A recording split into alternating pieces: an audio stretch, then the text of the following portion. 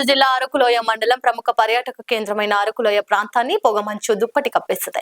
బుధవారం తెల్లవారుజాము నుంచే దట్టమైన పొగమంచు కమ్ముకొని మంచు కురుస్తోంది. దీంతో రహదారులు కనిపించక వాహనదారులకు ఎదురుగా వచ్చే వాహనాలను గుర్తించలేక హెడ్ లైట్లు వేసుకుని స్లోగా రాకపోకలు కొనసాగిస్తున్నారు. పొగమంచు వల్ల మామిడి, జీడి మామిడి పూత మాడిపోతోందని గిరి రైతులు ఆందోళన వ్యక్తం చేస్తున్నారు. ఇక పొగమంచు కారణంగా వాహనదారులు జాగ్రత్తగా ఉండాలని వాతావరణ శాఖ సూచించింది.